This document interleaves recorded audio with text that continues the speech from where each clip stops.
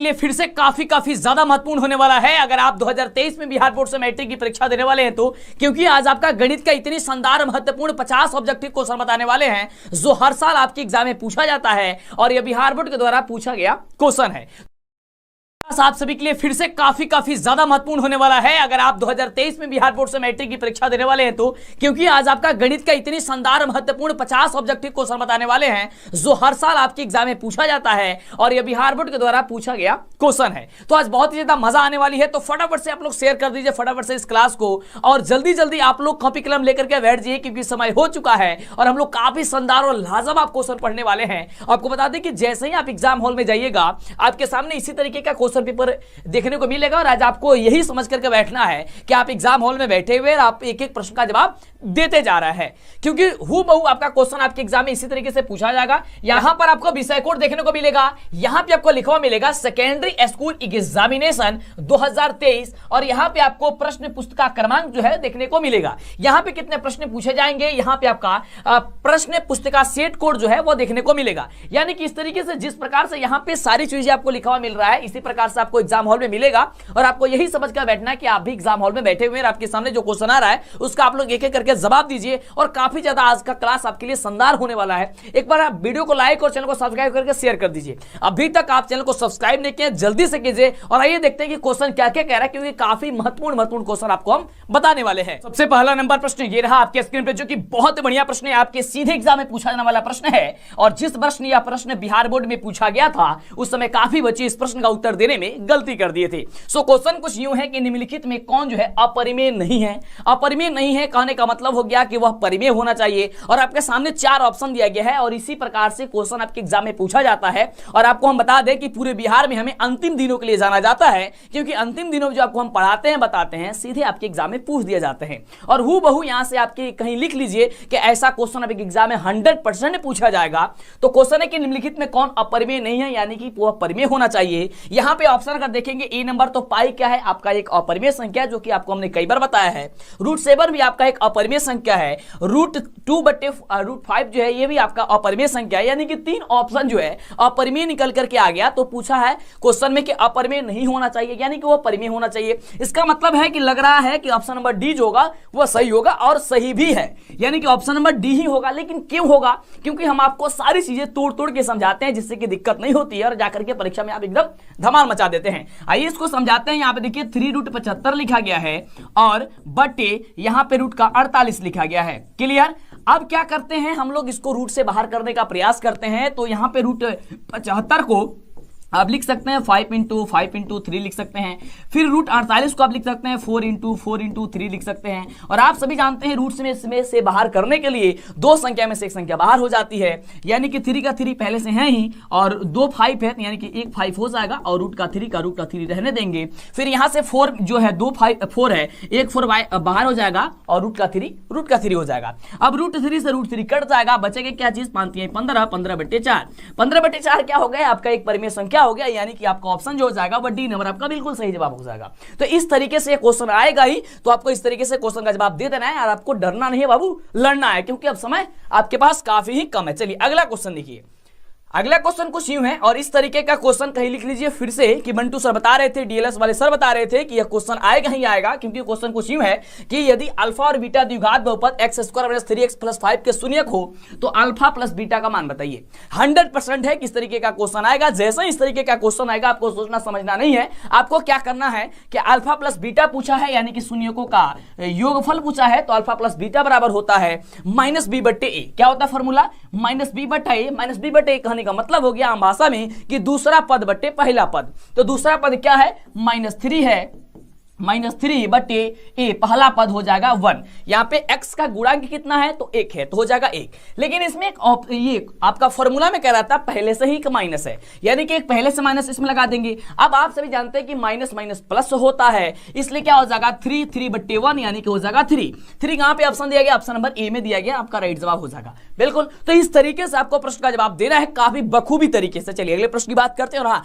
अभी तक वीडियो को लाइक नहीं किया यार, लाइक करो फटाफट से, ये काम तो आप लोग फटाफट से कर दीजिए और जितना ज्यादा आपसे हो सकता है फैला दीजिए वीडियो को। हर कोचिंग इंस्टीट्यूट, हर आपके व्हाट्सएप ग्रुप में यह क्वेश्चन फैलना चाहिए। अगला देखिए बखूबी बड़ा ही जबरदस्त क्वेश्चन है। अगला नंबर प्रश्न हम सभी का बहुत ही बढ़िया प्रश्न है और सीधे आपके एग्जाम में यह प्रश्न पूछा जाएगा। आप कहीं नोट कर लीजिए कि हाँ सर बता रहे थे कि यह क्वेश्चन पूछा जाएगा 100% इस तरीके का। क्वेश्चन कुछ यूं है कि द्विघात बहुपद x² + 1/6 x - 2 के शून्य के क्या होंगे। बाबू इसका शून्यक बताना है और हमने आपको बताया है कि जब भी शून्य के ज्ञात करने के लिए क्वेश्चन आएगा आपको क्या करना है, उसके बदले 0 लिख लेना है। आइए हम लोग इसको बनाते हैं और आप भी इसको बनाइए और चेक कीजिए कि क्या आप हमसे तेजी से क्वेश्चन का जवाब दे पाते हैं या नहीं दे पाते। नहीं दे पाते हैं कोई दिक्कत नहीं है, अभी आपको प्रैक्टिस करना है और आपको एग्जाम में एक भी गलती नहीं करना है। तो दिया गया है यहाँ पे x² + 1/6 x - 2 बराबर हो जाएगा हम सभी का 0। क्लियर। अब देखिए ये जो है बट्टा में दिया गया है। अब बट्टा को सबसे पहले हटाइएगा तब तो आसानी से आप इसे सॉल्व कर पाइएगा। तो हटाने का प्रक्रिया क्या है, प्रोसेस क्या है कि आप देखिए दो तरीका है। एक तो आप सबके नीचे 1 लगा करके इसका भिन्न का जोड़िया घटाव बना दीजिए। दूसरा प्रोसेस ये है कि ये जो 6 दिया गया है ना बट्टा में, तो सभी पदों में उससे गुणा कर दीजिए, बट्टा आपका खत्म हो जाएगा। जैसे कि x² दिया गया है तो 6 से गुणा करेंगे तो हो जाएगा 6x² और प्लस ध्यान दीजिएगा अब जिस भी संख्या के में बटा दिया गया होगा उस संख्या में केवल गुणा नहीं करना है। क्लियर। तो यानी कि यहां पे 1/6 x दिया गया तो यानी कि केवल यहां पे x हो जाएगा और माइनस यहां पे 6 में 2 से गुणा करेंगे तो कितना हो जाएगा 12 और बराबर हो जाएगा हम सभी का 0 हो जाएगा। अब देखिए ये 6x² + x - 12 हो गया बराबर 0। ये तो आसान पद में आ गया, यानी कि सिंपल। ये अब हमको दिख रहा है कि क्या चीज करना है। करना कुछ यूं है कि हमने आपको बताया है कि पहले वाले पद में तीसरे वाले पद से गुणा कीजिए और जो भी मान आएगा उसको ऐसे तोड़ना है ताकि बीच वाले मान के बराबर आ जाए। जैसे कि 12 × 6 = 72 होता है तो आप हो जाएगा -72x² माइनस का 72x²। अब जो 72x² है इसको इतने अच्छे 2 बराबर भागों में बांटना है ताकि बीच वाले मान के बराबर हो जाए। आइए देखते हैं।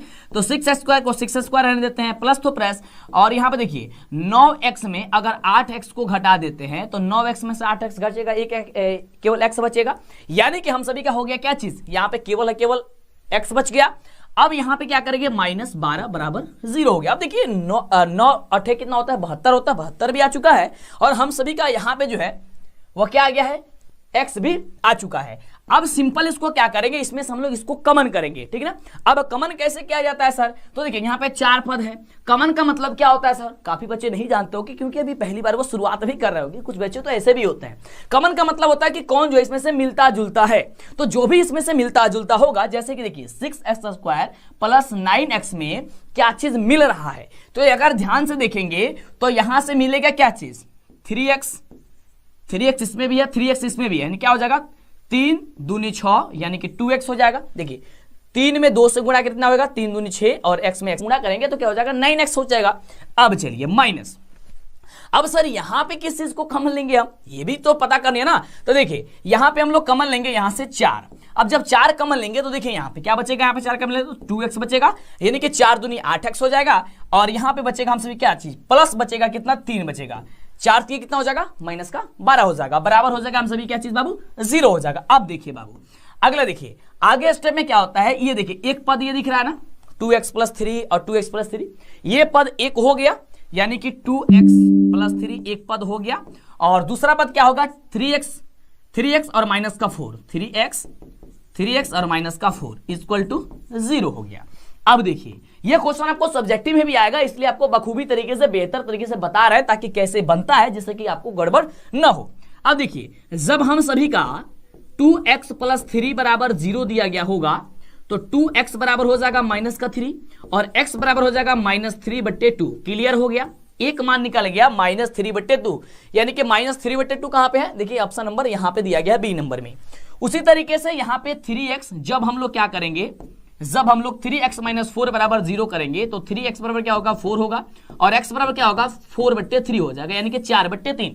तो 4/3 क्या देखिए इसमें दिया गया है, तो यानी कि -3/2 और 4/3 ऑप्शन नंबर कहां पे आया है, बी नंबर में आया है। और ये क्वेश्चन आपके लिए काफी ज्यादा महत्वपूर्ण है और इस तरीके का क्वेश्चन आपको सब्जेक्टिव में भी आएगा। आपको बोले ना कि थोड़ा सा ये प्रोसेस इसमें लंबा होगा क्योंकि अब बिहार बोर्ड थोड़ा सा कठिन कर रहा है क्वेश्चन, ठीक है ना, लेकिन उतना भी कठिन नहीं कर रहा है, थोड़ा सा स्टेप वो बढ़ा रहा है। तो आपको भी बखूबी बेहतर तरीके से पढ़ना है और दिक्कत है टेंशन तो पहले आप बाहर निकाल कर फेंक दीजिए, टेंशन नहीं लेना आपको। अगला देखिए इस तरीके के भी क्वेश्चन आपके एग्जाम में 100% पूछा जाएगा, बड़ा ही बढ़िया क्वेश्चन है। क्वेश्चन कह रहा है कि यदि दो संख्याओं का गुणनफल 2166 है एवं उनका मसा जो है 19 है तो उनका लसा ज्ञात कीजिए। कहे के मतलब क्वेश्चन ही बाटे कि दो गो संख्या बाटे जाना के गुणनफल 2166 बा, भोजपुरी में भी समझा 2166 बाटे और ओकर मस है यानी कि एचसीएफ जन बा वह 19 है ना, तो उसका एलसीएम बताना है यानी कि लघुत्तम समापवर्तक बताना है। तो हमने आपको इस तरीके का क्वेश्चन बनाने के लिए क्या बताया था, सिंपल बताए थे कि बस आपको इसमें इस वाले संख्या से भाग दे देना है, क्लियर, यानी कि 2166 में आपको भाग दे देना है कितना से, 19 से। जब आप 2166 में आप लोग जो है 19 से भाग देंगे तो आएगा कितना, यहां पे 114, कितना आएगा, तो सर 114 आएगा और जो भी आ जाएगा संख्या वही आपका आंसर हो जाएगा, यानी कि 114 जो होगा आपका बिल्कुल ही बिल्कुल राइट जवाब हो जाएगा, क्लियर। चलिए अगले प्रश्न की बात करते हैं। तो इस तरीके से क्वेश्चन आएगा तो आप लोग फटाफट से बना दीजिएगा। अभी तक वीडियो को लाइक नहीं कर लाइक कर दो, फैला दो वीडियो को, हर स्टूडेंट के पास बाबू ये वीडियो पहुंचेगा चाहिए और क्लिप काट काट के तू लोग वायरल कर लोगी ताकि वीडियो जो है हर स्टूडेंट के पास पहुंचे। और देखिए जो भी क्वेश्चन आपको मतलब अच्छा लगता है और जो आपको समझ में नहीं आता उसका क्या कहते हैं क्लिप जो है काट लीजिए उतना, ठीक ना, और आप अपना एक अकाउंट बना लीजिए, चैनल बना लीजिए यूट्यूब और उसमें वीडियो को डाल दीजिए। ऐसे क्या होगा कि व्यू देखने के चक्कर में उस वीडियो को प्ले करके देखिएगा आप, तो देखिएगा तो क्या होगा, उस वीडियो का जो आंसर होगा यानी कि उस क्वेश्चन का जो आंसर होगा बखूबी बेहतर तरीके से आप समझ पाइएगा, ठीक है। चलिए तो इस तरीके से करिए। कॉपीराइट वाला वीडियो आपसे डिलीट मतलब होता है ना कि आप लोग कॉपीराइट मार देंगे, कॉपीराइट हम नहीं करते हैं, ठीक ना, वो काम हम नहीं करते हैं। जो भी अपना है आप डालिए, उससे हमको कोई मतलब नहीं रहता, ठीक ना। अच्छी बात है कि आप डालेंगे और अपना तैयारी भी करते रहेंगे आप लोग। चलिए अगला, यदि बहुपद p इंटू एक्स का एक गुणांक है, एक गुणनखंड है x + 1 हो तो बहुपद p इंटू एक्स का एक शून्य क्या होगा। देखो बहुत बढ़िया क्वेश्चन है, यानी देखिए कहने का मतलब ये है, कहे का मतलब क्वेश्चन ई बटे कि हाई एगो बहुपद के देले बटे का चीज गुणनखंड देले बटे और कहता है कर x के एगो शून्य के का होई। तो जब भी हमने आपको बताया था कि इस तरीके से क्वेश्चन आएगा बखूबी इसके बराबर आप लोग 0 कर लीजिएगा, यानी कि x + 1 बराबर क्या कर लीजिएगा 0, x बराबर बाबू का हो जाए और पक्षांतरित करवा तब -1 हो जाए, यानी कि ऑप्शन क्या हो जाएगा आप सबके देखिए ऑप्शन नंबर ए हो जाएगा कि x बराबर -1 होगा। तो क्लियर, इस तरीके से बाबू बहुत ही जबरदस्त तरीके से आप लोग इसको वीडियो ये क्वेश्चन आप लोग बना सकते हैं। चलिए और शेयर कर दीजिए फटाफट से। चलिए अगला नंबर प्रश्न बहुत ही बढ़िया प्रश्न है कि समीकरण निकाय 6x - 2y + 9 = 0 और 3x - y + 12 = 0 का लेख दो सरलरेखाएं है जो कि यहां से क्या होगा, यानी कि वह संपाती होगा या समानांतर होगा या केवल एक बिंदु पर प्रतिच्छेद करेगी या फिर इनमें से कोई नहीं। इसका सही जवाब जो होगा वह क्या होगा आपको बताना है। तो जब भी इस तरीके का क्वेश्चन आएगा और आएगा ही आपको हम बता दें कि इस तरीके का क्वेश्चन 100% आएगा। इसको बनाने के लिए सबसे पहले आपको a1/a2 = b1/b2 = c1/c2 ये बात आपको क्लियर करना होगा, यानी कि ये बात आपको ये चीज मान आपको निकालना होगा, यानी कि a1/a2 तो क्या हो जाएगा हम सभी का, यानी कि 6 बटे हो जाएगा 3 बराबर b1/b2 तो -2 बटे हो जाएगा, b2 का मान क्या है -1 बराबर c1/c2 यानी कि 9 बटे हो जाएगा 12।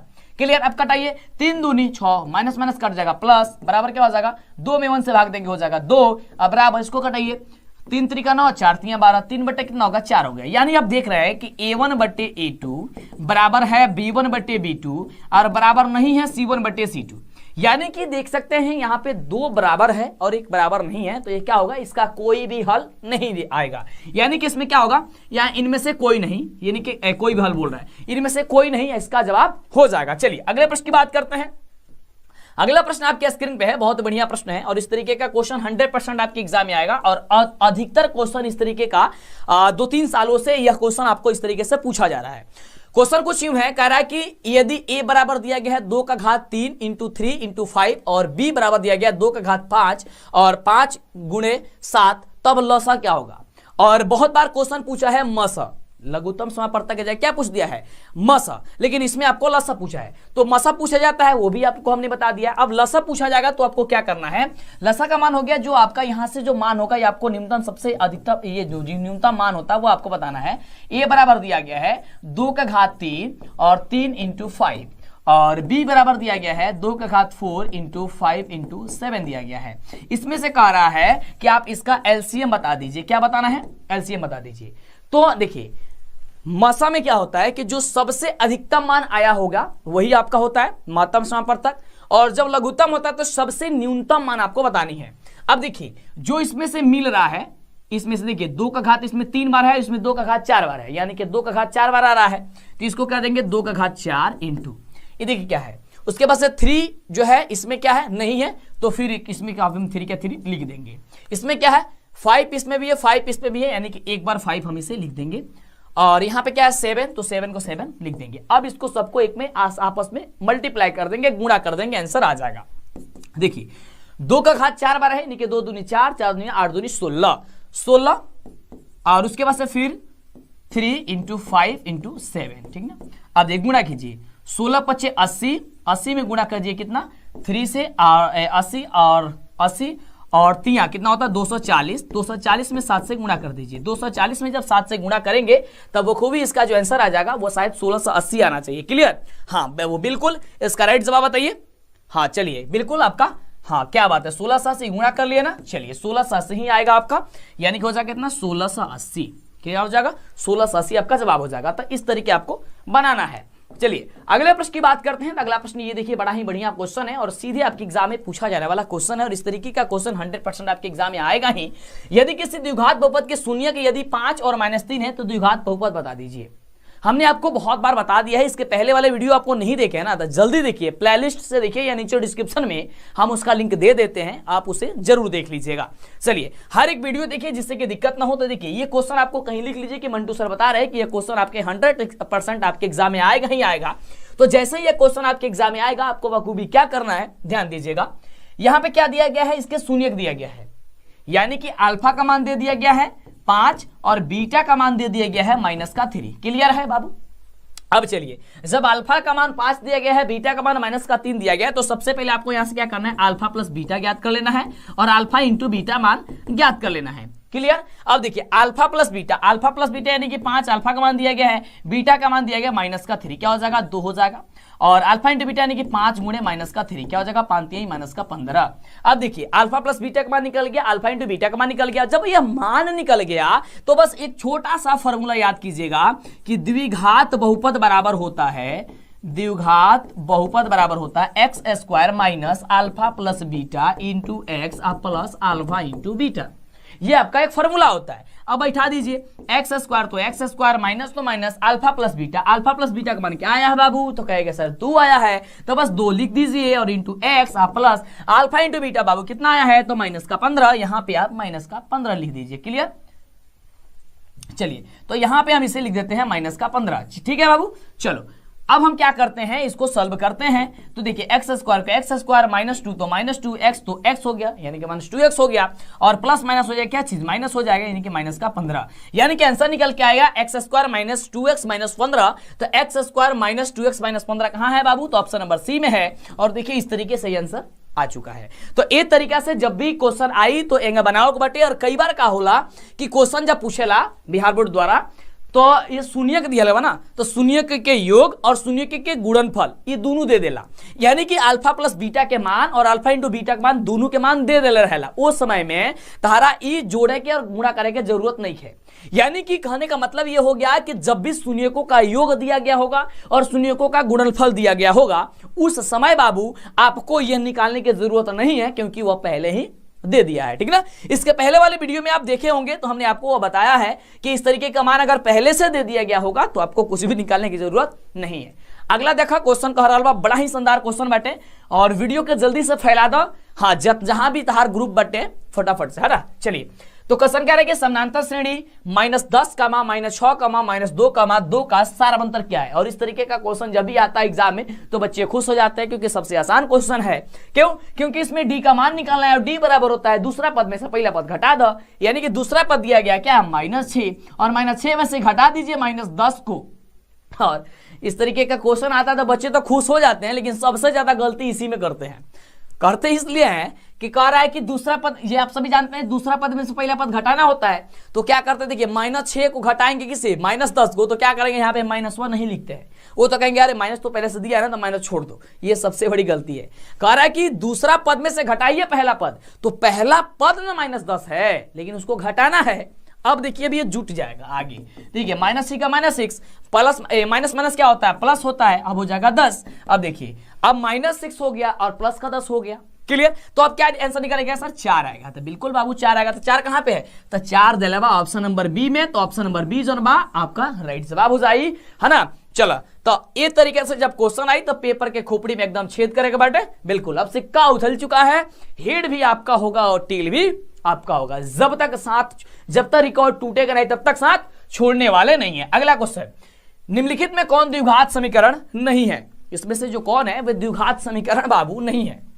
ध्यान से देखेंगे और इस तरीके का क्वेश्चन, हाँ बाबू, आपके एग्जाम में 100% सिक्योर रहिए कि आएगा ही आएगा।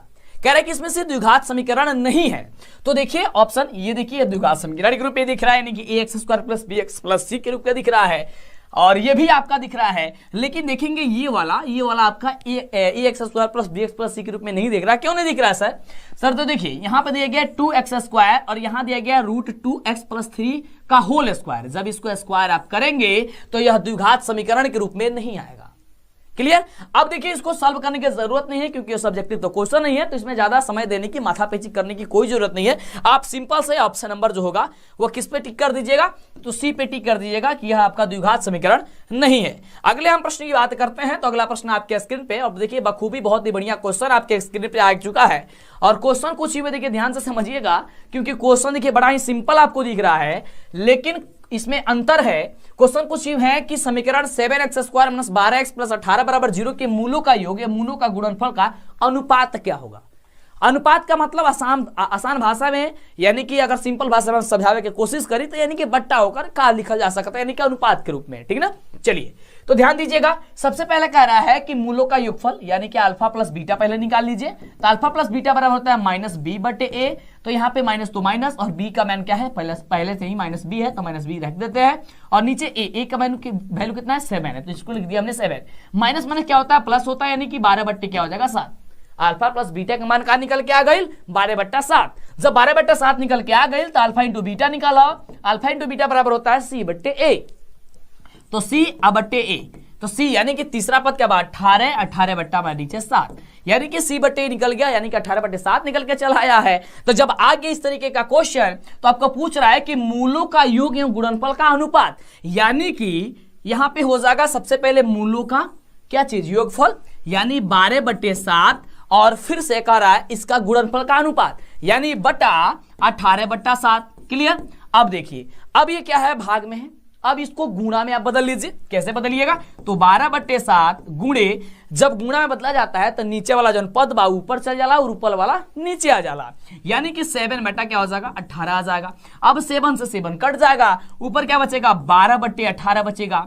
ठीक ना? अब इसको कटाइए तो ये कटेगा 6 दूनी 12 और 9 दूनी 18, 2 तिया 6 और 3 त्रिका 9, यानी कि हो जाएगा 2/3, या फिर कह सकते हैं 2:3। 2:3 है कहां पे देले बटे? ऑप्शन नंबर डी में, यानी कि ऑप्शन नंबर बाबू डी जन हो ही आपका बिल्कुल जवाब हो जाएगा। चलिए बात करते हैं अगले क्वेश्चन की। तो इस तरीके से आपको बखूबी सभी प्रश्न का उत्तर आपको देते चले जाना है।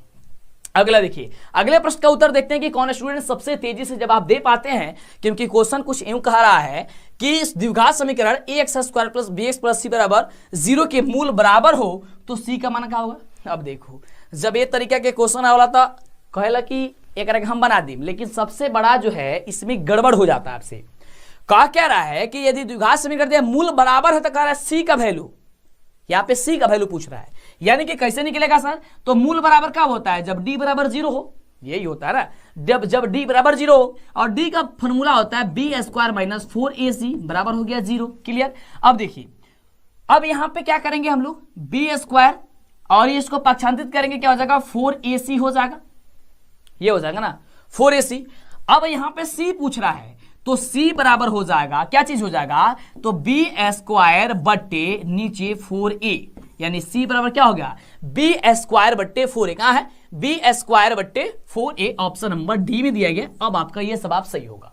क्लियर? तो इस तरीके से आपको बखूबी बहुत ही जबरदस्त तरीके से सोच समझ करके प्रश्न का जवाब देना है, जिससे कि गलती न हो। और कुछ भी नहीं पढ़े हैं तो भी आपको परेशान होने की जरूरत नहीं है, क्योंकि जिस तरीके से आपको बताया जा रहा है उस तरीके से कोई भी आपको गड़बड़ नहीं होने वाली है। क्लियर बाबू? हाँ, तो एक बार आप लोग शेयर कर दीजिए और एक बार बताइए कि हाँ सर समझ में आ रहा है, बहुत ही मजा आ रहा है, तो आप इसी तरीके से पढ़ते रहिए। अगला देखिए क्वेश्चन क्या रहा है कि y बराबर अगर 10 दिले बटे तो y बराबर 10 का आलेख कैसी सरल रेखा होगी, यानी कि कैसन सरल रेखा होगी, और y बराबर 10 दिले बटे तब ये x अक्ष के समानांतर हुई या y अक्ष के समानांतर हुई या मूल बिंदु से जाती हुई होगा, या फिर इनमें से कोई नहीं। क्लियर। चलिए तो आइए इसको अगर आप जांच करना चाहें तब भी आप जांच कर सकते हैं। जैसे कि एक आपका तल हो गया, ठीक ना। आप सभी जानते हैं, क्या जानते हैं सर, यहां पे x होता है दाहिने तरफ, इस तरफ माइनस का x होता है, ऊपर y होता है, नीचे का माइनस का y होता है। क्लियर। कह रहा है कि y बराबर 10 है, यानी कि यहां पे 10 होना चाहिए, यही होगा ना। क्लियर होगा, हाँ सर यही होगा 10। तो कह रहा है कि यह रेखा जो का आलेख कैसी सरल रेखा होगी। तो यह बाबू कैसे सरल रेखा होगी, हाँ बहुत बढ़िया एकदम। तो सोच समझ के बताओ, सब कुछ चित्र भी बना देला बानी, बिल्कुल। तो ये कहिएगा सर क्या होगा, हाँ ये 10 है, तो ये जो रेखा है ये इसी तरीके के ना जाएगा, इस तरीके की। तो ये रेखा कौन है, ये x है, तो x अक्ष के समानांतर हो जाएगी, x अक्ष समानांतर हो जाएगी। तो कहां पे है, देखिए ऑप्शन नंबर ए में किया, x अक्ष के समानांतर हो जाएगी। क्लियर। तो इस तरीके से आपको जैसे क्वेश्चन आएगा आपको बना डालना है। अगला क्वेश्चन कह रहा है, अब देखिए इस प्रश्न का उत्तर तो हमने आपको कई बार बताया है और आपको हम बोले थे कि कहीं लिख लो, ये क्वेश्चन आएगा। क्वेश्चन कुछ यूं कह रहा है, बड़ा ही जबरदस्त है, कि निम्नलिखित में कौन सा बिंदु तृतीय चतुर्थांश में है। हमने आपको बखूबी बेहतर तरीके से समझाया है कि आपका चतुर्थांश होता है, ये आपका पहला कोऑर्डिनेट होता है यानी कि चतुर्थांश होता है, ये द्वितीय ये चतुर्थांश होता है, ये तृतीय चतुर्थांश होता है, ये चतुर्थ चतुर्थांश होता है। इसमें संख्याएं दोनों का दोनों प्लस में होती है और इसमें का संख्या दोनों, ये पहला माइनस दूसरा प्लस होता है। इसमें का दोनों संख्याएं माइनस में होती है तृतीय में, और चतुर्थ में पहला संख्या प्लस में और दूसरा संख्या माइनस में होती है। क्लियर। अब कह रहा है कि तृतीय चतुर्थांश में स्थित होती है क्या, कौन सी संख्या होगा यहां से, यानी कि तृतीय में दोनों संख्याएं माइनस होना चाहिए। तो यहां से चेक कीजिए कि कौन ऐसा ऑप्शन है जिसमें दोनों का दोनों माइनस में दिया गया है। तो कहेगा कि सर ऑप्शन नंबर जो बी दिखल गए बाटे ना, वह दोनों के दोनों माइनस में बा, यानी कि -4 और -6 है। तो क्या हो जाएगा, ये क्या हो जाएगा, ऑप्शन नंबर बी हो जाएगा। क्लियर। चलो आगे बात करते हैं अगला नंबर क्वेश्चन के, कि अगला नंबर क्वेश्चन का कह रहा और दी देखा, ये बहुत ही बढ़िया क्वेश्चन आ गई बटे और एग्जाम के दृष्टिकोण से काफी ज्यादा खास है। और आपको हमने बताया है कि देखिए आप जो है गणित का अगर पूरा फार्मूला याद कर लेते हैं, पूरा सूत्र अगर तू याद कर लेबा, हालांकि अगर तू कहबा नीचे कमेंट आई या वीडियो को लाइक करके शेयर करबा और बोलबा कि सर एक स्पेशल वीडियो बनाइए जिसमें पूरे गणित का सूत्र दिया गया हो, क्योंकि गणित का पूरा सूत्र अगर याद जकरा भी हो जाए वो कम से कम 20 से 30 नंबर वो एग्जाम में ला सकत हटे। कैसे कि खाली फार्मूला ही 10 से 15 नंबर के पूछ दिया जाला और फार्मूला के ही आधार पर सारा क्वेश्चन बनेला। अगर खाली फार्मूला ही याद होगी तो बहुत सारा क्वेश्चन आप बना सकते हैं, ठीक ना। चलिए तो आप हमें नीचे कमेंट करके बताइए, वीडियो को लाइक कर दीजिए, चैनल को सब्सक्राइब कर लीजिए, जिससे आगे से वीडियो मिला करे आपको, और हम आपको एक स्पेशल वीडियो बना देंगे जिसमें पूरा गणित का आपको सूत्र दिया गया होगा। आगे बात करते हैं, ये क्वेश्चन पे देखते हैं। क्वेश्चन कह रहा है कि यदि समानांतर श्रेणी का प्रथम पद ए हो, सारवंतर डी हो, तो प्रथम n पदों का योगफल क्या होगा। क्या पूछ रहा है कि यदि ए और डी दिया गया है प्रथम पद और सारवंतर, तो कह रहा है n पदों का योग। तो n पदों का क्या होता है, n/2 × 2a + n-1 × d होता है। ये तो सभी बच्चे जानते ही हैं, यानी ऑप्शन क्या हो जाएगा, सी नंबर हो जाएगा। और जो नहीं जानते हैं वह जान लीजिए, और मेरे वीडियो अगर लगातार आप देख रहे हैं, कोई भी वीडियो नहीं छोड़ रहे हैं, तो समझिए आपको दिक्कत नहीं हो रहा होगा। क्लियर। मजा आ रहा है ना, बिल्कुल बाबू मजा आवे के चाहिए और गजब तरीके से पढ़े के बाटे। अगला क्वेश्चन कह रहा बाटे कि समानांतर श्रेणी 2, 7, 12, डॉट का 10वां पद क्या होगा। हाँ बाबू, जब भी ए तरीका के क्वेश्चन पूछल जाई तो हम तरह के का कहला बानी, बहुत ही बखूबी तरीके से बताया ना। बिल्कुल ये काफी इजी होता है और ये 100% आपके एग्जाम में आएगा। 10वां पद, 15वां पद, कोई भी पद निकालने के लिए आपको क्या करना, लिखना है ए प्लस और जितना भी पूछा गया होगा। जैसे 10वां पद पूछा है, 10 में से एगो घटा दो, कितना होगा सर 9, तो लिख दो 9 और उसमें गुणा कर दो डी से। क्लियर। अब आप सभी जानते हैं कि सर ए कौन होता है, तो ए होता है प्रथम पद यानी कि 2 प्लस 9 गुणे डी। डी क्या होता है, डी वही होता है जो दूसरा पद में से पहला पद घटा देते हैं, यानी कि दूसरा पद 7 बार, 7 में से 2 के घटा दो, 7 में से 2 के घटाई बका हुई 5 हुई। तो आप इसको गुणा करके जोड़ दीजिए, तो 2 + 2 का 2। अब देखो गुणा करने में इसको गलती मत करना, सबसे पहले अगर भाग दिया गया होगा तो भाग किया जाता है, उसके बाद गुणा किया जाता है ना। तो इस तरीके से बनाया जाता है, ये नहीं कि 9 को 2 को जोड़ दिया, 11 को 11 में 5 से गुणा कर दिया, तब तो हो जाए गड़बड़, है ना। सबसे पहले 9 × 5 = 45, अब 45 में 2 जोड़बा तो हो जाए 47, और 47 जनबा वो राइट जवाब हुई ऑप्शन नंबर सी में। तो जोड़ने और घटाने में भी काफी बच्चे गड़बड़ करते हैं, ये सीख लीजिएगा। सबसे पहले गुणा कीजिएगा और गुणा करने के बाद से तब 2 जोड़िएगा। ऐसा नहीं कि पहले 2 दले बाटे तो 2 में जोड़ दिया, 9 के 9 में गुणा कर दिया 5 से, तो 9 और 2 का हो जाए 11 हो जाए, 11 में से 5 से गुणा कर 11 × 5 हो जाए 55, है ना। तो ये हो जाएगा आपका गड़बड़। तो ऐसा नहीं, पहले 9 में 5 से गुणा कीजिए तो हो जाएगा 45 और 45 में 2 से गुणा करिए जोड़िएगा हो जाएगा 47। अगला देखिए, अगला देखा बाबू, अगला क्वेश्चन बड़ा ही बढ़िया क्वेश्चन बा। और ई क्वेश्चन के देख के कुछ लोग कही कि हम बना दें और कुछ लोग कही कि अरे तो समझे में नहीं क्या क्वेश्चन का कह रहा बा। क्वेश्चन बाबू यूं है कि समानांतर श्रेणी 14, 9, 4, -1, -6 डॉट डॉट डॉट का एनवा पद, एकर एनवा पद का होई। तो तू सभी जानत रह कि एनवा पद बराबर फॉर्मूला क्या होला, एनवा पद a plus n minus 1 into D होता है ना। क्लियर, ये एक सूत्र होता है, आप याद कर लीजिएगा, याद नहीं होगा तो।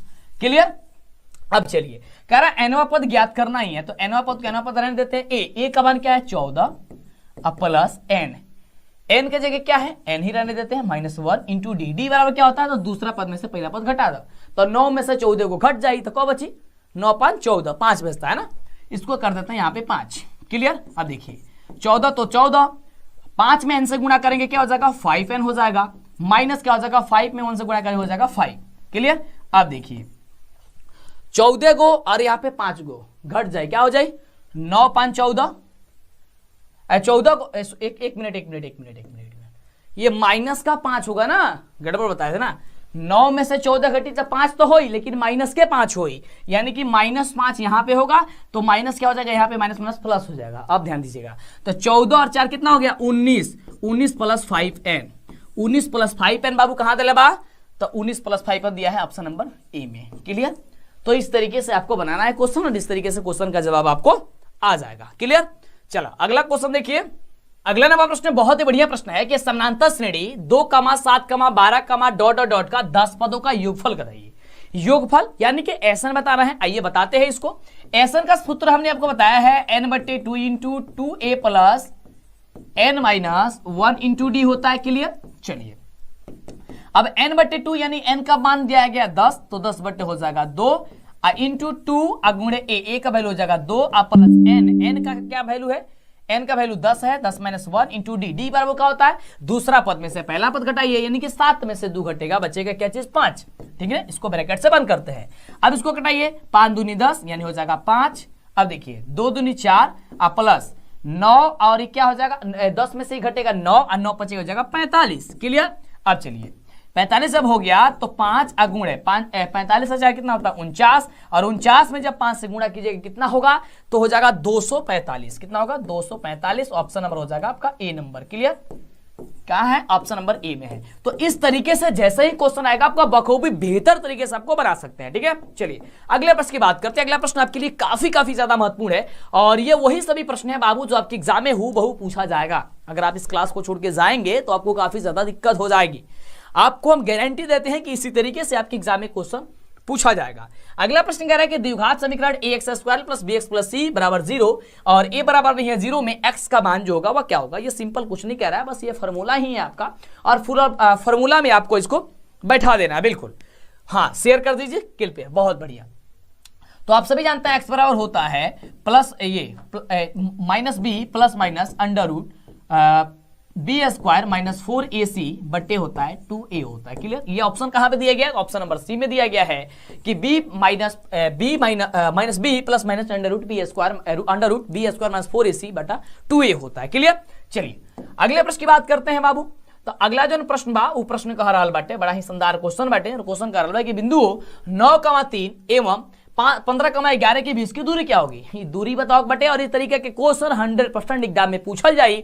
बिल्कुल, तो अभी तक लाइक नहीं किया वीडियो को तो लाइक कर दो, शेयर कर दो। चैनल का पहली बार आया है ना आप लोग तो सब्सक्राइब जरूर कीजिएगा, या फिर आप काफी दिनों से देख रहे हैं लेकिन सब्सक्राइब नहीं किया तो कर दीजिए।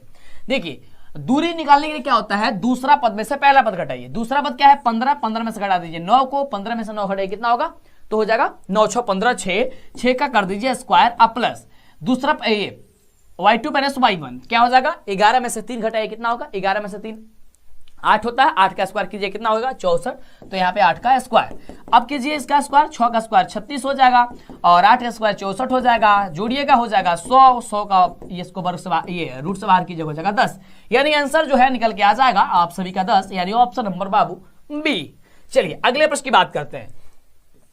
अगला जो प्रश्न बा वो प्रश्न बड़ा ही बढ़िया क्वेश्चन बा और क्वेश्चन कह रहा है कि बिंदुओं 6,-5 एवं -2,11 को जोड़ने वाले रेखाखंड के मध्य बिंदु का नियामक यदि 2p हो तो P का मान ज्ञात कीजिए। देखिए बड़ा ही सिंपल है, और इसको बनाना चाहेंगे तो आप काफी लंबे प्रोसेस में बनाएंगे, लेकिन इसको हम मात्र चुटकी में आपको बता देते हैं कि कैसे बनाएंगे, और इस तरीके का क्वेश्चन 100% आपके एग्जाम में पूछा जाएगा। जैसे इस तरीके का क्वेश्चन आएगा, ये इतना लंबा क्वेश्चन है लेकिन आप इसे छोटे में बना सकते हैं। ये कह रहा है देखिए 2P यानी ये x का वैल्यू है और ये y का वैल्यू है, यही है ना। तो y का वैल्यू ज्ञात करने के लिए आपको क्या बताया गया है कि बताया गया सर y1 प्लस y2 बट्टे 2 होता है, यही होता है ना मध्य बिंदु का नियामक। बिल्कुल, तो यहां पे y का वैल्यू दिया है p बराबर हम सभी का क्या हो जाएगा y1 यानी कि -5 और प्लस 11 बट्टा 2। p बराबर क्या हो जाएगा, यहाँ पे हो जाएगा यहाँ पे 6 5 11 होता है ना, तो बिल्कुल यह हो जाएगा 6 बट्टे 2, यह हो जाएगा 3 दूनी 6 यानी कि p बराबर क्या हो जाएगा 3। देखिए इस तरीके से 3 निकल गया, ऑप्शन हो गया बी नंबर। कितना इजी है ना, काफी आसान तरीके से अपने बना दिया। चलिए अगले प्रश्न की बात करते हैं। अगला जो प्रश्न बाटे वो प्रश्न बहुत ही बढ़िया क्वेश्चन है, और इस तरीके से क्वेश्चन तारा एग्जाम में बहुत बार पूछा जाला और पूछल भी जाए। क्वेश्चन कुछ कह रहा है कि बिंदु -6, -7 का कोटि क्या होगा। वीडियो कैसा लगता है, कैसे आपको पसंद आता है या नहीं आता, मतलब आपको समझ में आता है या नहीं आता, आप हमें जरूर नीचे कमेंट करके बताइएगा। कह रहा है -6, -7 का कोटि क्या होगा। देखिए दो मान बिंदु दिया गया होता है, एक का होता है भुज और दूसरा होता है कोटि। क्या होता है, दूसरा होता है कोटि। पूछा क्या है कोटि, तो कोटि का हो जाएगा -7। -7 का है सर, ऑप्शन नंबर सी में दिया गया। क्या हो जाएगा, ऑप्शन नंबर आपका सी होगा, राइट जवाब होगा। अगर भुज पूछता तो क्या हो जाएगा, -6 हो जाता। तो इस तरीके से बखूबी या बेहतर तरीके से आप लोग क्वेश्चन का जवाब दे पाते हैं। चलिए अगला क्वेश्चन बड़ा ही शानदार है, कह रहा है कि एक्स अक्ष का समीकरण क्या होता है। तब बाबू हम कई बार बतौले बानी कि एक्स अक्ष के समीकरण y बराबर 0 होला और y अक्ष के समीकरण x बराबर 0 होला।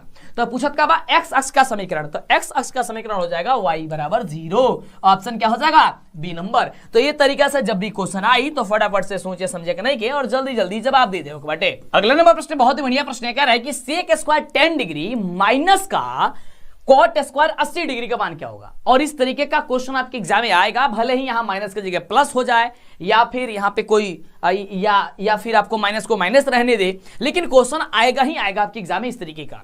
तो देखो इस तरीके का क्वेश्चन जब भी पूछा जाता है आपको क्या कहता है, एक मान को आपको चेंज करना होता है, या फिर आपको एक सिंपल बता दे ट्रिक, या फिर आप याद करके रखेगा, बनाना नहीं हो, समय आपके पास नहीं हो तो तब आप क्या कीजिएगा, अगर माइनस दिया गया होगा तो उसका आंसर 0 होता है और प्लस दिया गया होगा उसका आंसर 1 होता है। बस इतना याद करके रखिएगा। आपको बता देते हैं कैसे आता है इसका आंसर, वो भी ध्यान दीजिए। कह रहे हैं कि sec square 10 degree, sec square 10 को आपको क्या कर देना है, चेंज कर लेना है 90 माइनस थीटा से। तो 90 में से क्या घटाइएगा, तो सर 80 घटाएंगे तो हम सभी का सेक हो जाएगा। माइनस का कॉट स्क्वायर जो है, कॉट स्क्वायर यहाँ पे 80 डिग्री को कॉट स्क्वायर 80 डिग्री रहने देते हैं। हम सभी जानते हैं कि सेक स्क्वायर 90 माइनस जो थीटा होता है वो कॉट थीटा के बराबर होता है, यानी कि हो जाएगा कॉट 80 डिग्री और माइनस कॉट का 80 डिग्री। अब देखिए कॉट 80 में से कॉट 80 घटाएंगे क्या हो जाएगा 0। देखिए आंसर आ गया 0, कहां पे, ऑप्शन नंबर है बी नंबर, और बी नंबर आपका सही जवाब हो गया। तो इस तरीके से ये क्वेश्चन आएगा तो आपको बखूबी बना देनी है। अगले प्रश्न की बात करते हैं। अगला प्रश्न देखिए आपके स्क्रीन पे है, और देखिए क्लास को छोड़ के मत जाइए, क्लास के छोड़ के जाइए तो बहुत बड़ा पछतावे के पड़ जाए, क्योंकि वही क्वेश्चन आपको बताया जाता है जो आपके एग्जाम में 100% पूछा जाए। विश्वास नहीं हो तो पिछला वर्ष के क्वेश्चन पेपर उठावा और देखो कि क्वेश्चन जो हम बता रहे बानी का वो तरीका से क्वेश्चन पूछल गई बा या नहीं पूछल गई। क्लियर। चलिए तो अगले प्रश्न की बात करते हैं, काफी बखूबी बेहतर क्वेश्चन है। कह रहे हैं कि यदि किसी त्रिभुज के शीर्ष के नियामक जो है वो दिया गया है, ठीक ना, इतना कह रहा है इसके केंद्र के नियामक क्या होंगे। तो हमने आपको बहुत बार बताया है और आपको बोले थे कि लिख लीजिए, इस तरीके के क्वेश्चन आएगा आपके एग्जाम में केंद्र के नियामक के लिए। तो जब भी केंद्र के नियामक पूछी तो सब में के पहला जोड़ के 3 से भाग दे दो।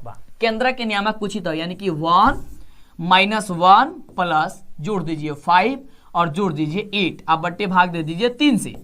तो क्या हो जाएगा 8 और 5 कितना होता है, तो कहेगा सर 8 और 5 होता है कितना 13, और 13 में से 1 घट जाए कितना हो जाएगा 12, 12/3 और कटाएंगे कितना होगा 4, यानी कि एगो आ गया आंसर 4।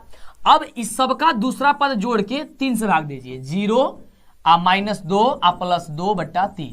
अब देखिए 0 और -2 +2 कितना होगा 0, 0 में से 0 जाएगा 0, 0/3 क्या हो जाएगा 0 हो जाएगा, यानी एक निकला उनका 4 और एक निकला 0, यानी कि 4,0, 4,0 कहाँ है, ऑप्शन नंबर बी में। देखिए कितना इजी और आसान तरीके से आपने बना दिया। चलिए अगले प्रश्न की बात करते हैं। अगला जो प्रश्न है, देखिए ये प्रश्न आपके एग्जाम में सब्जेक्टिव में पूछा जाएगा। ये प्रश्न आपके एग्जाम के दृष्टिकोण से सबसे ज्यादा खास है और इस तरीके का क्वेश्चन का आंसर काफी लोग इसका जवाब नहीं दे पाते हैं। क्वेश्चन कुछ यूं है कि यदि वृत्त की त्रिज्या 7 सेंटीमीटर हो तो अर्धवृत्त की परिमिति बता रहा है। परिमिति करने का मतलब परिधि होता है, यानी कि परिमाप होता है। क्लियर? तो आपके एग्जाम में अगर ऐसा क्वेश्चन पूछा जाएगा, हालांकि इसको सब्जेक्टिव में पूछना चाहिए था लेकिन ऑब्जेक्टिव में ही पूछा है, इसको बता दीजिए इसका जवाब क्या होगा। ध्यान दीजिएगा, कह रहे यदि वृत्त की त्रिज्या 7 है यानी r बराबर 7 सेंटीमीटर दिया गया है। क्लियर? तो देखिए इसका सूत्र कौन सा लगेगा, पाई r प्लस 2r। फॉर्मूला लगता है इसका पाई r प्लस 2r। अब देखिए दोनों में r है तो r कॉमन ले लेंगे यानी कि पाई प्लस 2 हो जाएगा। क्लियर? काफी बच्चे इसको सॉल्व नहीं कर पाते हैं या काफी टीचर भी इसमें गलती कर देते हैं। ध्यान दीजिएगा, अब यहाँ पे पाई r प्लस 2r में से r कॉमन लेंगे। r का वैल्यू दिया है 7। देखिए अब बनाएंगे तो आपको बहुत आसान लगेगा लेकिन ये समझ में नहीं आता है जल्दी कि किस सूत्र से बनेगा। पाई के बदले 22/7 तो 22/7 लिख दिया, प्लस 2 को 2 लिख दिया और इसको ब्रैकेट से हमने बंद कर दिया। अब इसको सॉल्व करेंगे, 7 को 7 रहने देते हैं, इंटू 22/7 प्लस 2 दिया गया है, इसके नीचे कुछ नहीं है, लिख देते हैं 1 और भिन्न का जोड़ बना देते हैं। 7 एक का एलसीएम 7 होगा, 7 से 7 कट जाएगा, बचेगा यहाँ पे 1 से 22 में गुणा करेंगे हो जाएगा 22 अब प्लस 7 से कितना मर्द में जाएगा तो 7 मर्द में जाएगा, 7 दूनी हो जाएगा 14, ये हो जाएगा 14/7। अब देखिए अब यहाँ पे 7 तो 7, 22 और 14 कितना होता है, 4 2 6 और 2 1 3 यानी कि 36 अब बट्टे कितना हो गया 7। अब देखिए 7 गुणे 36/7, 7 से 7 कट गया, इसका जवाब आ जाएगा ऑप्शन नंबर ए 36। क्या होता है, 36 होता है, तो याद करके रखिएगा। क्लियर? चलिए सब्जेक्टिव में आएगा तो इस तरीके से आपको बखूबी बना देनी है। अगला देखिए, अगला जो क्वेश्चन बा बहुत बढ़िया क्वेश्चन बा। क्वेश्चन कह रहा है कि किसी वृत्त पर बाह्य बिंदु से कितनी स्पर्श रेखाएं खींची जा सकती है। बाह्य बिंदु से कितनी स्पर्श रेखा खींची जा सकती है किसी वृत्त पर। तो बाबू वृत्त से बाह्य बिंदु से मात्र 2 स्पर्श रेखा खींचल जा सकता। मान लो कि हई वृत्त है, देखिए ये आपका वृत्त है और सपोज मान लीजिए कि ये आपका एक बाह्य बिंदु है P और एकरा से अगर कहल जाए कि स्पर्श रेखा खींचो तो एगो रेखा हेजी से खींचल जाई और एगो रेखा हेजी से खींचल जाई, एकरा अलावा कोनो और रेखा खींचल जाई ना। यानी कि बाह्य बिंदु से केवल 2 ही रेखा खींचा जा सकता है। और अगर पूछे कि इस वृत्त से कितनी स्पर्श रेखाएं खींची जा सकती है तो वृत्त से अनंत स्पर्श रेखाएं खींची जा सकती है, लेकिन बाह्य बिंदु से पूछेगा एक बाह्य बिंदु से मात्र 2 को खींचा जाएगा। अगर 2 को बाह्य बिंदु दे दिया था तो हाँ बिल्कुल, तो अब आप समझ सकते हैं। चलिए अगले प्रश्न की बात करते हैं। अगला प्रश्न बखूबी बड़ा ही जबरदस्त क्वेश्चन है और ये देखिए ये फॉर्मूला वाला क्वेश्चन है। और आपको हमने बोला ना कि अगर आप फॉर्मूला केवल याद कर लेते हैं तो समझिए कि बहुत सारा क्वेश्चन आप लोग सॉल्व कर देंगे। हाँ क्लियर, बहुत बढ़िया तरीके से, कोई दिक्कत नहीं होगा। तो देखिए क्वेश्चन है कि 1 + cot स्क्वायर थीटा किसके बराबर होता है। 1 + cot स्क्वायर थीटा, तो 1 प्लस जो cot स्क्वायर थीटा होता है वो कोसेक स्क्वायर थीटा के बराबर होता है। किसके बराबर होता है, कोसेक स्क्वायर थीटा हो जाएगा ऑप्शन सी नंबर। अगले प्रश्न की बात करते हैं। देखिए इस तरीके का क्वेश्चन आपके एग्जाम में 100% पूछा जाएगा। प्रश्न कह रहा है कि 10 यानी कि 10 10 इंटू 10 15 यानी कि 15 और 10 75 और 10 80 डिग्री का मान क्या होगा। जब भी इस तरीके का क्वेश्चन पूछेगा तो इसका मान केवल एक ही होगा। अगर कहिएगा कि सर इसको बना करके बता दीजिए तो भी आपको हम बना करके बता देंगे। करना क्या है कि आपको 4 पद दिया है ना, 4 पद में से 2 पदवा को क्या कर दीजिए, चेंज कर दीजिए tan 90 - थीटा से। और जैसे ही tan 90 - थीटा से चेंज कीजिएगा तो इसका वैल्यू 1 निकल करके चला आएगा। क्लियर? चलिए आगे बढ़ते हैं अगले क्वेश्चन की ओर। ये सब्जेक्टिव में आएगा तो भी उस समय भी आपको हम बता देंगे। अगला जो क्वेश्चन बाटे वो क्वेश्चन कह रहा बा और इस तरीके के क्वेश्चन 100% पूछा जाए एग्जाम में। क्वेश्चन कह रहा बा कि यदि tan थीटा बराबर √3 है तब sec थीटा का हुई। tan थीटा बराबर √3 बा। देखिए यहां से tan थीटा बराबर √3 है। अब आपको सबसे पहले ये याद करना है कि tan में किसका मान जो है वो √3 होता है। तो tan 60 का जो वैल्यू होता है, tan 60 का जो वैल्यू होता है वो √3 होता है। कितना होता है, √3 होता है। √3 होता है यानी कि 60 डिग्री हो जाएगा। tan 60 में √3 का मान हो जाएगा यानी कि थीटा का बदले क्या निकल गया, 60 डिग्री। तो जब थीटा का बदले 60 डिग्री निकल गया तो यहाँ पे sec 60 डिग्री पूछ रहा है। इसका मतलब हो गया सिंपल भाषा में कहे तो sec 60 पूछ रहा है ना, तो sec 60 के वैल्यू जन होला वो क्या होला, sec 60 के वैल्यू 2 होता है। कितना होता है, चलिए तो बात करते हैं अब अगले नंबर प्रश्न की। और अगला नंबर देखिए, प्रश्न बहुत ही बखूबी, बहुत ही जबरदस्त प्रश्न है। प्रश्न कह रहा है कि यदि tan थीटा बराबर 4/3 है तो sin थीटा और cos theta sin theta plus cos theta का मान बताइए।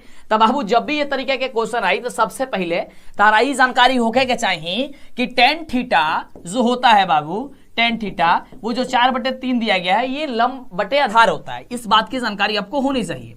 तो लंब बटे आधार हो गई। अब चलो, जब लंब बटे आधार होता है इसका मतलब कर्ण नहीं दिया गया है, तो कर्ण ज्ञात करना है। तो कर्ण बराबर बाबू फॉर्मूला होला अंडर रूट लंब स्क्वायर प्लस आधार स्क्वायर।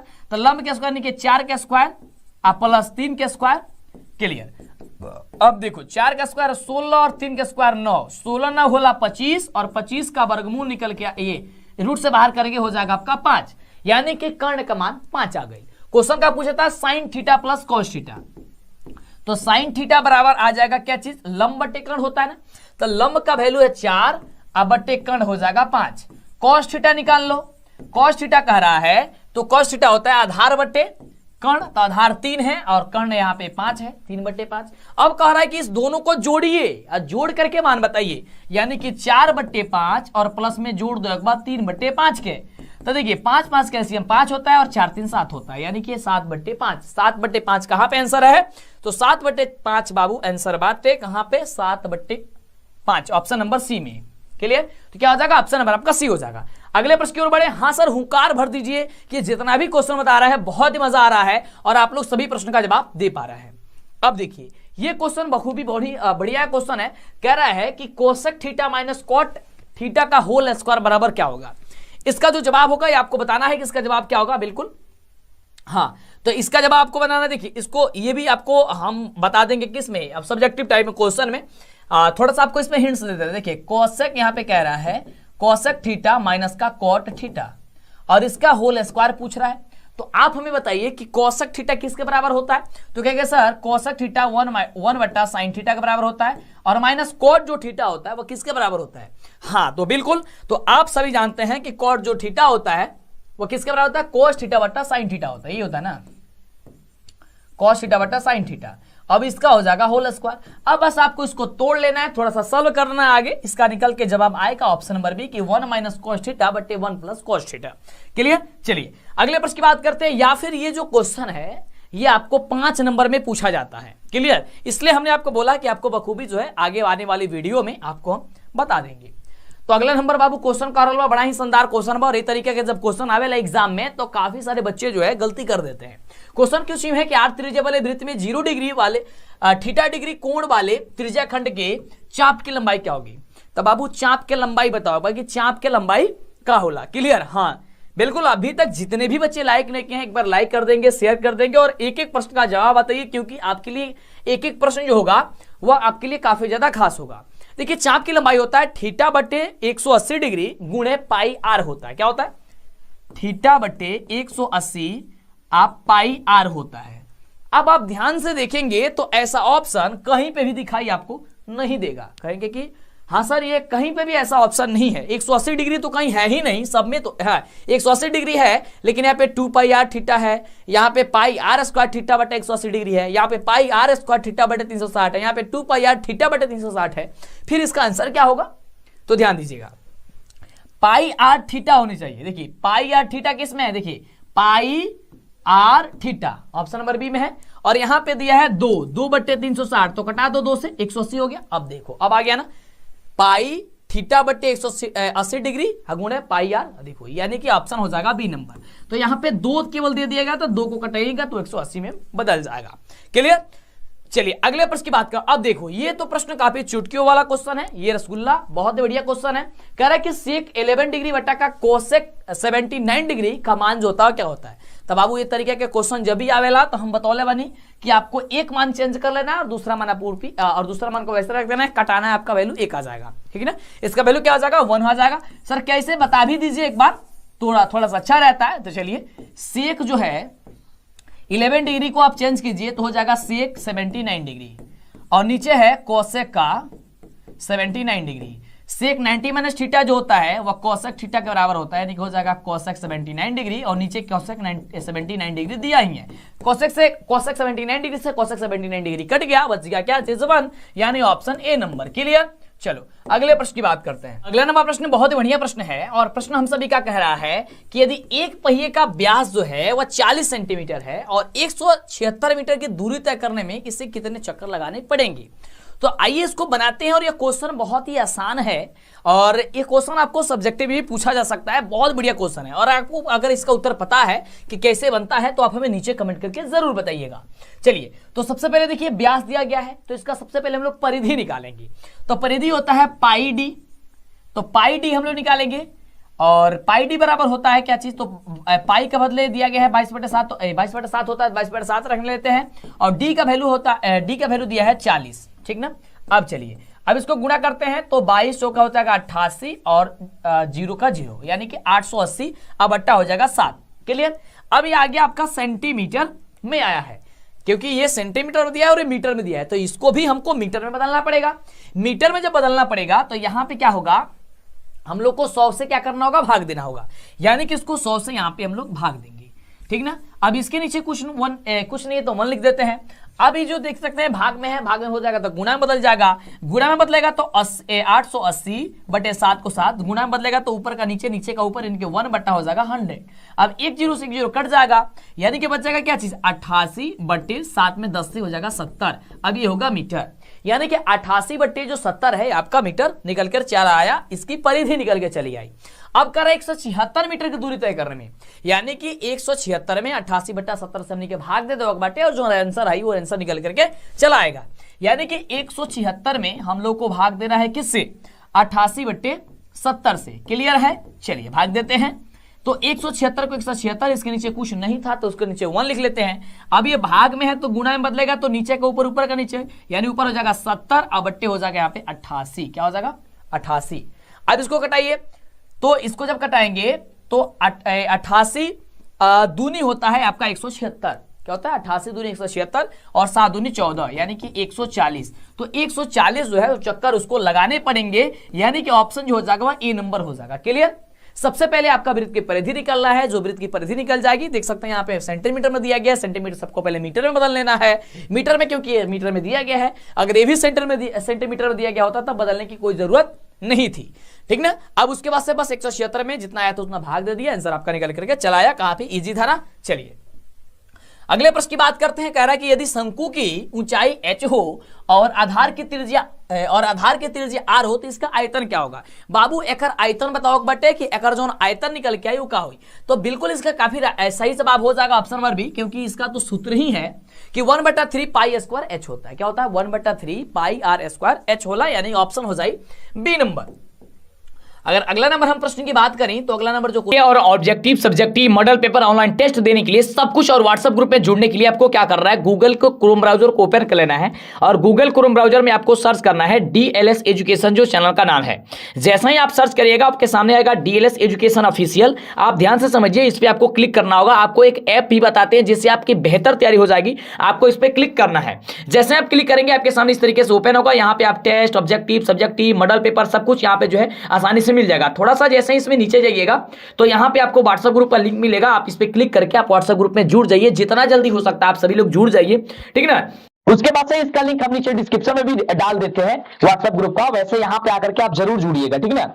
उसके बाद से यहाँ पे objective, subjective, model paper, online test, PDF, notes, यहाँ पे सब कुछ आपको मिल जाएगा। आपको यहाँ पे टॉपर का कॉपी भी, यानी कि जो टॉपर लिखे थे किस तरीके से एग्जाम में कॉपी लिखना है, ये सब कुछ आपको यहाँ पे मिल जाएगा। अब जैसा स्क्रॉल करेंगे देख सकते हैं यहाँ पे टॉपर का कॉपी, यहाँ पे सब कुछ मिल जाएगा। यहाँ पे आपको सारी चीजें ऑब्जेक्टिव से चैप्टर वाइज और हर चीज मिलेगा जो आपके एग्जाम में सीधे पूछा जाएगा। ये आपको यहाँ से आकर के सर्च करके देखते रहना है, पढ़ते रहना है। दूसरी चीज आपको एक ऐप बताते हैं, इसके लिए ऐप को डाउनलोड करने के लिए प्ले स्टोर में आ जाना है। प्ले स्टोर में आने के बाद से यहाँ पे आप करना है DLS एजुकेशन, जो चैनल का नाम है। जैसे आप सर्च करिएगा उसके बाद से रिजल्ट वगैरह सब कुछ यहीं पे आपको मिलेगा, तो डाउनलोड कर लीजिए, सबको बता दीजिए। आप जैसे ही सर्च कीजिएगा आपके सामने आएगा DLS एजुकेशन ऑफिशियल, इसे आप इंस्टॉल कर लीजिएगा। मेरे फोन में ये इंस्टॉल है इसलिए ऐसा ये ओपन लिख रहा है, तो आपको ओपन पे क्लिक करना है। क्लियर। चलिए अब जैसे ही ओपन पे क्लिक करेंगे तो आपके सामने इस तरीके से ओपन होगा। यहाँ पे देखिए objective, subjective, model paper, online test, Bihar board result, news जो भी है वो यहाँ पे मिल जाएगा, ठीक ना। तो इस पर क्लिक करेंगे तो आप डायरेक्ट यहाँ से भी वेबसाइट पे पहुंच सकते हैं और आपको यहाँ पे सारी चीजें मिल जाएगी, ठीक ना।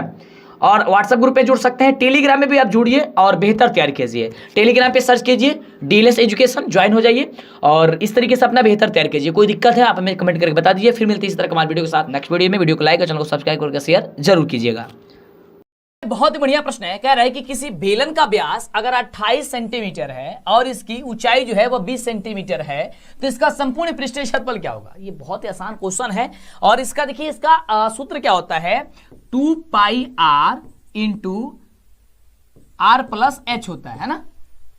क्या होता है, 2 pi r into R plus H होता है। तो यहां पे r का तो वैल्यू दिया नहीं है, व्यास दिया है, तो व्यास हम लोग त्रिज्या निकालेंगे यानी कि r निकालेंगे।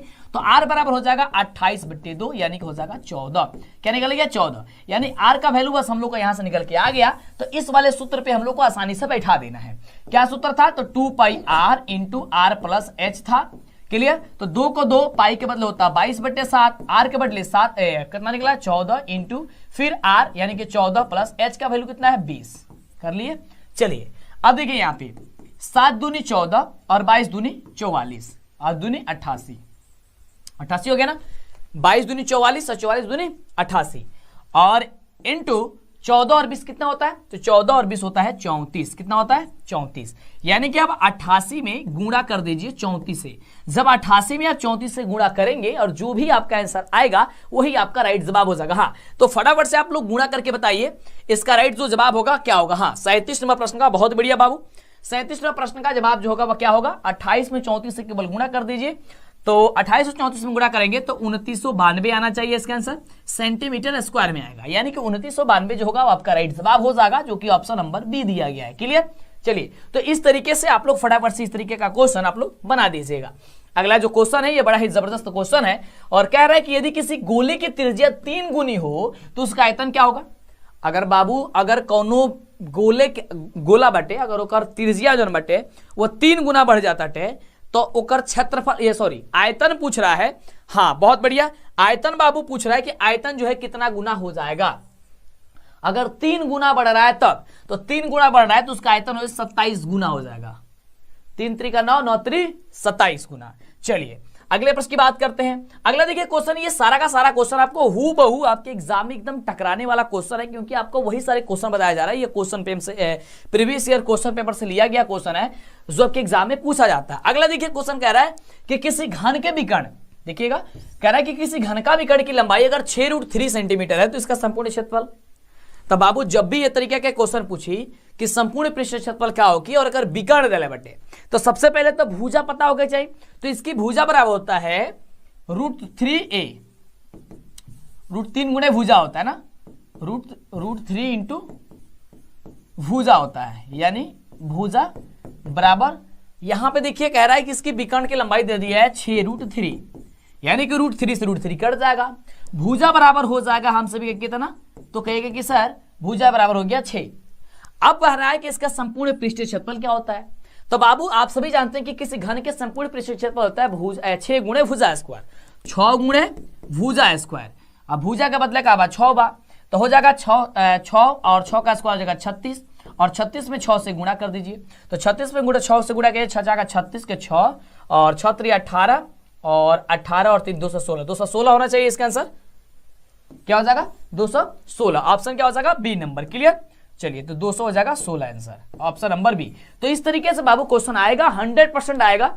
और अगर अभी से आप मिस करेंगे, पूरा वीडियो नहीं देखते हैं, तो आप बहुत बड़ी गड़बड़ कर रहे हैं, है ना। चलिए अगले देखिए। हाँ, अभी तक जो भी बच्चे वीडियो को लाइक नहीं किए लाइक कीजिए यार, इतनी मेहनत से। और जो गणित जो है आपको इतना कठिन लगता है और इतनी आसान भाषा में आपको जब बताया जा रहा है, तो समझिए कि आपको पढ़ने समझने की जरूरत बहुत ज्यादा है। और इसको लाइक करना शेयर करना आपका फर्ज बनता है, ताकि हर एक बच्चों के पास पहुंचे, क्योंकि काफी सारे बच्चों के पास नहीं पहुंच पाया है। और हो सकता है कि यहीं आप एक बार शेयर कर दें तो उनका भविष्य जो है वह बन सके, क्योंकि वह गणित में काफी ज्यादा बच्चे डरते हैं और डर को हम बाहर निकाल करके आपको उस तरीके से बखूबी तरीके से बता रहे हैं जिससे दिक्कत ना हो।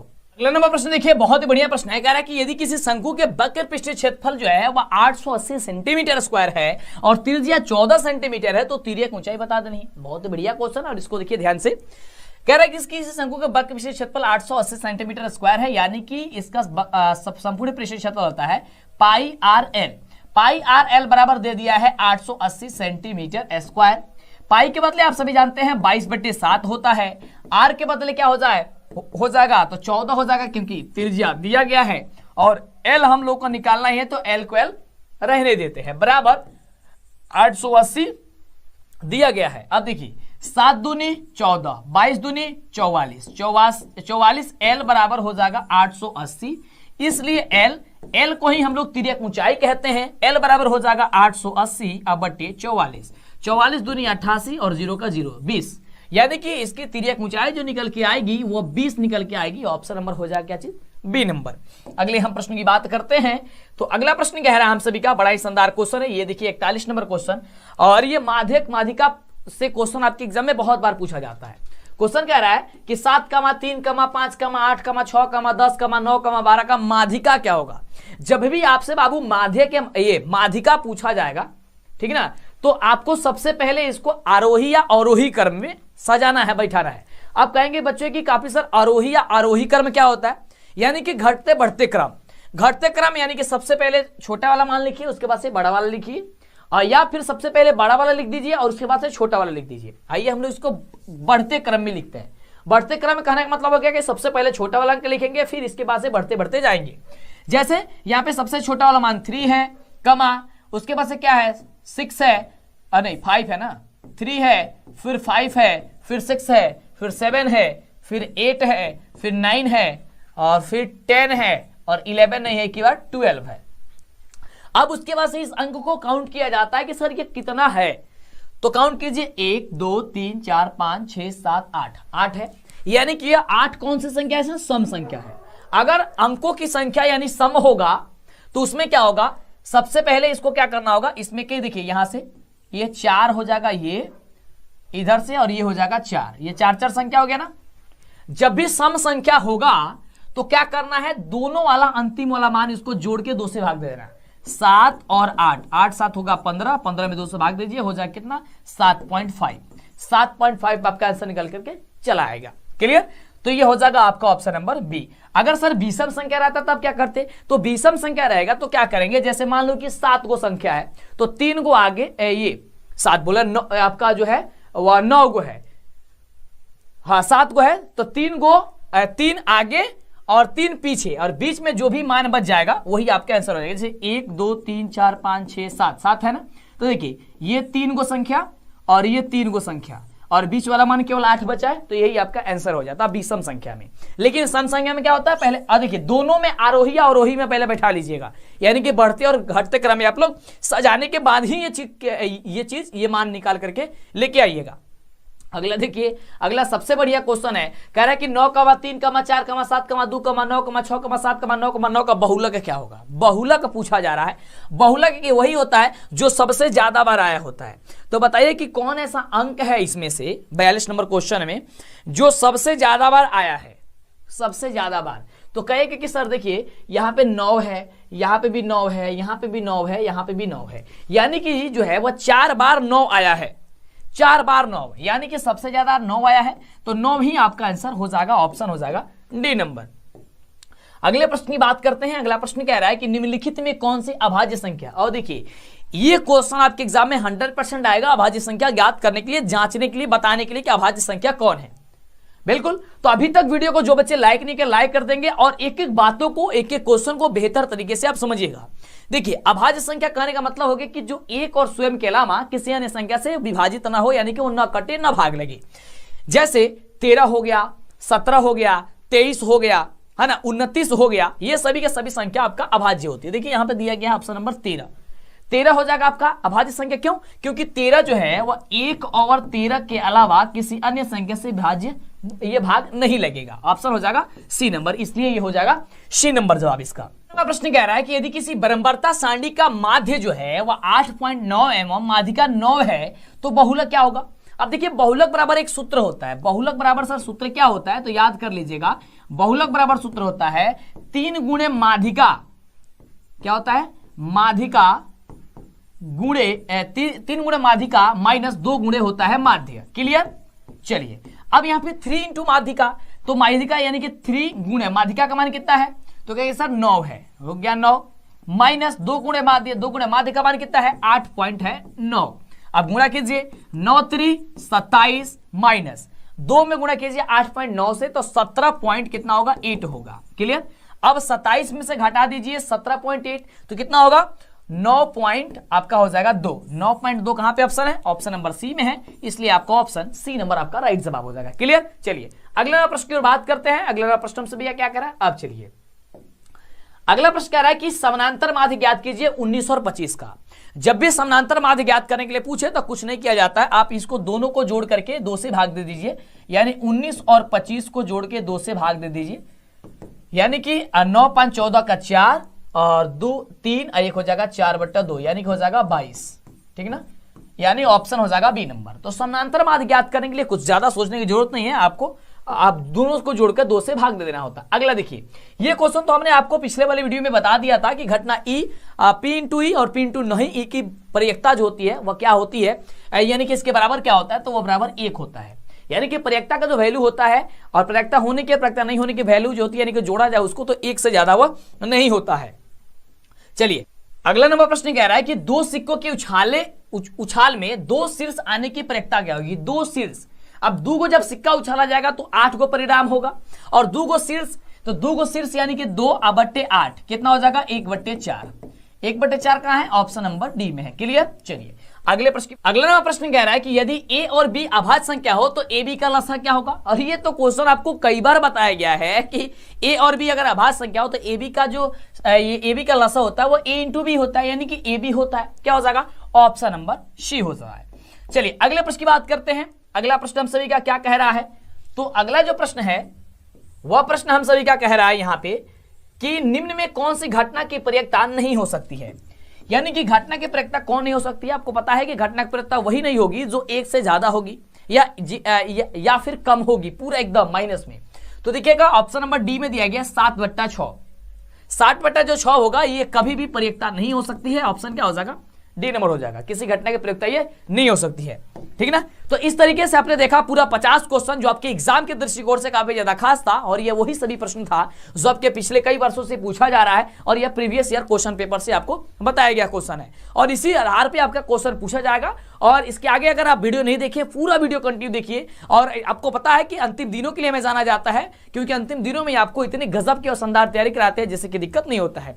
तो चेहरे पर मुस्कान लेकर के मेरे प्यारे साथियों, अब सिक्का उछल चुका है, हेड भी आपका होगा और टेल भी आपका होगा। फिर मिलते हैं आपसे इस तरह कमाल वीडियो के साथ नेक्स्ट वीडियो में। वीडियो